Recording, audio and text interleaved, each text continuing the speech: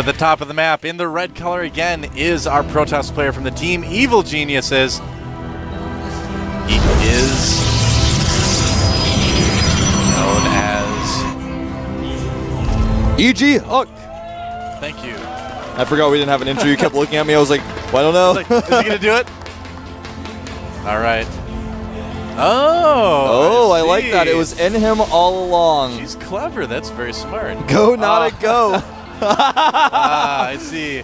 Oh, that's pretty funny. That cheerful's like cloaked and he got in. It's always funny when you go somewhere with your friend, and it's always actually better this way, in my opinion. When you go somewhere with your friend, it's a close match, and you guys both are cheering for the opposing teams or players. It always makes it so exciting to go to a live event. I forgot about this intro. I'm sorry, Nada. It's okay. You Nada, we have not forgotten about you. You sounded so excited. I just wanted to let you go, man. We have not forgotten about Nada. We will never forget. That says OGS in Nada. It was never there, but it doesn't matter because he's on the team. Thanks to Pepsi, G-Skill, and Ola ebook. Of course, Ola has one of our favorite mascots of all time, right?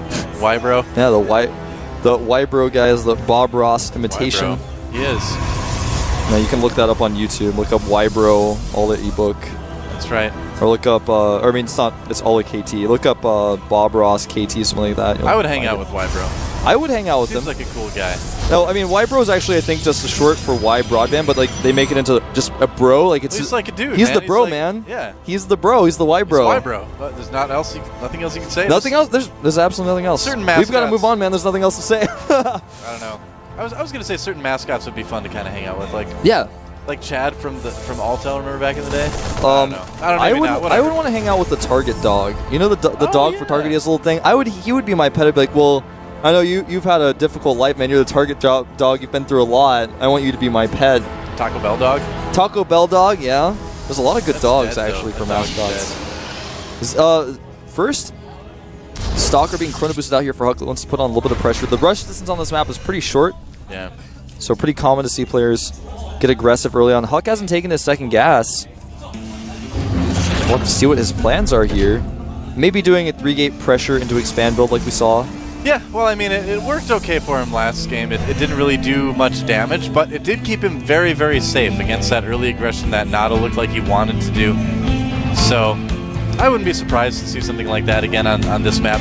What I'm really curious to see is what Nada is going to go into after he gets to expansion. Oh, 4 gates. Huck's like, I got a plane to catch, man. I don't have time for a macro game. I got to 4-gate this guy. Well, this Stalker may, if he were napping, man, that SCV would have seen it, but now Nada does not know. But Nada has blindly made a bunker knowing that his opening is somewhat vulnerable. No, he made a reactor on his barracks. There's a lot of building time lost, so he's only going to have 3 Marines right now. He should have about 7 when the attack hits, assuming Huck does it with the perfect timing. He's already got his forward pylon going up.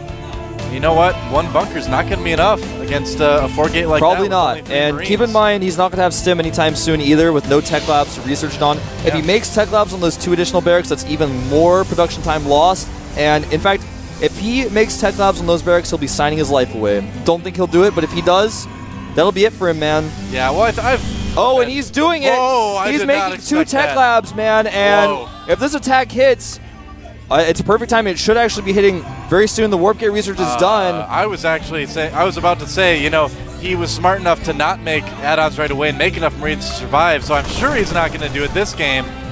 And Huck is like, oh wow, there's like no other units. Yeah, man. It's just a bunker. Just a bunker. He's got 2 sentries as well to force field that bunker. It looks like he's going to go for it right now. The Zealots at the front. Sentry's going to force field here. There they go. Nice. Zealots doing their damage. And Nada's in trouble. The bunker is falling here. The bunker falls. And Zealots taking away these SCVs. Marines doing a lot of damage, though. Some of the Zealots not really getting in there, so maybe not the best engagement ever for Huck, but you know, he's done a good amount of damage. I think Nada's actually holding pretty well, though. Yeah, it looks like he's lost a lot of SCVs, losing a lot of mine time, though. And now that the Marauder's out, Huck is going to be very careful. Nada may want to continue to wall this off because the Zealots are going to be the real damage dealers. And there he goes, walling off again with the bunker. And it looks like he may end up holding here. I think he will, yeah. I mean, I was kind of surprised that Huck made like another round of Zealots rather than a round of Stalkers. What do you think about that? Well, honestly, I think if Huck had hit with the perfect timing, he had this warp gate done, but he didn't have the pylon up. If he had hit with just a little bit better of timing, he would have actually just won the game. And, you know, now it's almost like, well, whatever he makes is just not going to work. He's making a Nexus back at home. That's the thing, is that he has been making probes throughout all of this. It wasn't like an all-in 4-gate. It was just, you know, a thing where it's like, I'm going to try to kill you now, but, yeah. I mean, it's like, it's an all-in, but now he's done like a little bit of damage. It almost worked, so now he's like, well, I'm okay. I'm okay now, I'm going to make a Nexus, but honestly, he's not okay, Doa, because you know what? Nada's got Stim almost done. He's got Combat Shield started. He has 2 Command Centers, so he's able to make 2 SCVs at a time. He's going to catch up pretty quickly. He's got double Mules. Uh-oh. Huck is in trouble. I think you're right, Wolf. So, you know, Huck's Nexus is about halfway done. Nada probably going to move his Command Center down immediately here. There's no reason not to. He checks with the SCV. He's going to move his entire bio down. It's not a Sentry-contained situation. Right. And he's going to take out a pylon on his way there, which will, of course, supply block Huck, actually. Yep, keeping some of his units back just to kind of keep whatever little bit of information he can from Huck. Obviously, Huck probably knows that they're there, but... I think what Nada should do now is actually just push out across the map. He's going to see this with this SCV that there aren't that many units. Oh, nice moves by Huck. Block the SCV out. You guys didn't get a shot of it, but Nada almost saw that Huck's army is tiny, but the SCV said, or the Stalker said, no, you can't come in. And Nada's going to move across the map. His combat shields are going to finish right around the same time he gets there. Huck's going to have about... He's going to have about 6 to 8 force fields, but will that be enough? Warping in 2 more sentries, so make that 10. Oh, he's got to be careful. I feel like he's going to be okay. We'll see. I might be eating my words here. That's a good amount of sentries. Only a couple Stalkers, but yeah, the Zelt's just doing so much damage. Really good force field. I gotta say, I'm a little bit surprised that Huck was able to do this well. He had just more force fields than I thought, man. And look at this control. Those Marauders are like jumping and jiving in the middle of the force fields, but they're going to die. And wow, E.G. Huck holding that so well. 3 of those sentries should have died, but didn't. Yep. And now... I feel like I just ate my words, man. I feel like the silliest guy ever. Well, I thought you were probably right. I thought Nada was going to crush through there, but Huck's force fields, he did the Shift Q force field where they all just appear instantly at the same time, like right when the range gets there. It's just like the most beautiful force fields you could ever see. Yeah. Those were so sick, man. Well, I was...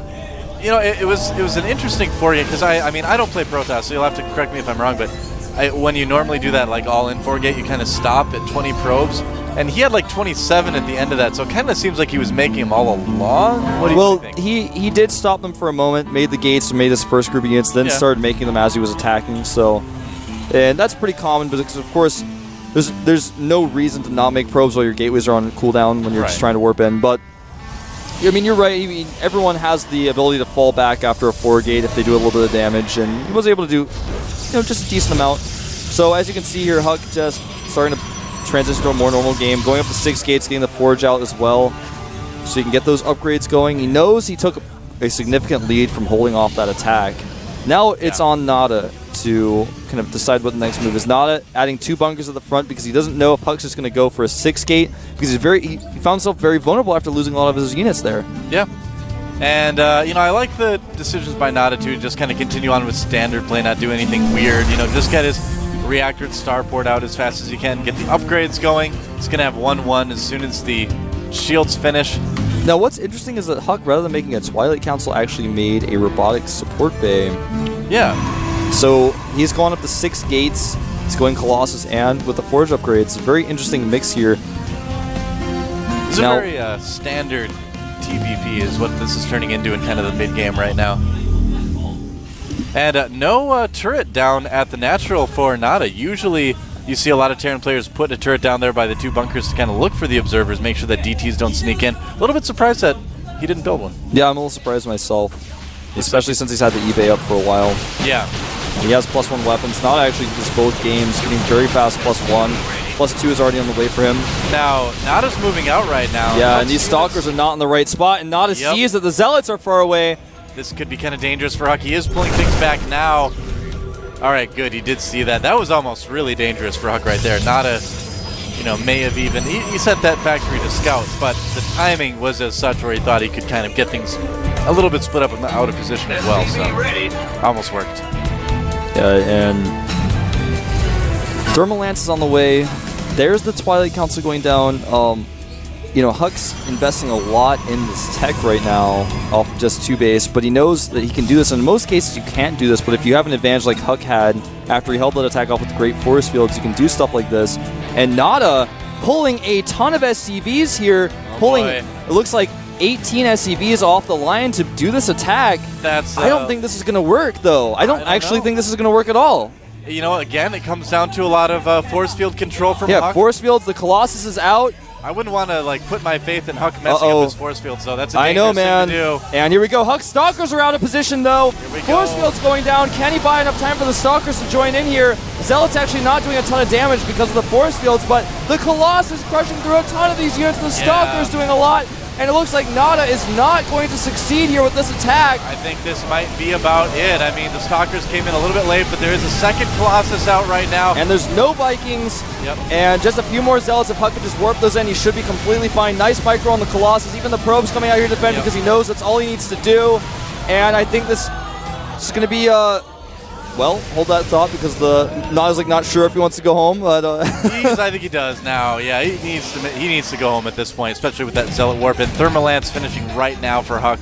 The game doesn't end here, but Huck's got basically a 20 supply lead on workers. Yeah, gets a lot better for Huck right now. I mean, he's done such a good job holding off these attacks by Nada. These have been some really scary attacks coming in, but Huck has just had awesome force fields, awesome unit positioning. Now what Huck is probably going to do here is going to make one more Colossus and then make just purely gateway units and continue to attack Nada so that Nada can never take a third base. Or he might actually know he already has 3 Colossus. It looks like he doesn't want to wait for 4. He just wants to go now. He's going to do, just as I said, now warp in only gateway units to support his Colossi. His Colossi are going to be real damage dealers. He knows his opponent doesn't have that many Vikings. This is a really smart choice by Huck. He's going to have 1-1 soon, too, as well. Not a lot of Huck's units here. Yeah, not the best positioning. This is actually very bad for Huck. Oh, no. Maybe getting a little over-eager. Needed to go with all of his units. His units were split up into about 3 groups there. Such a small gateway force at that point, too. I mean, even if the gateway force had been right with the Colossus, I don't know if that would really turned out much different. I wasn't sure that Huck was going to hold that very first attack that Nada did. I'm absolutely sure he's not going to hold this one. No way, man. With no Colossi, just a couple Zealots, no speed. Zealots dying before they even really get to the bio. GG. There it is. A very back and forth and close game ties up the series 1-1 between Nada and Huck. A lot of Nada fans of the audience too, man. Just as happy to see this guy win right here.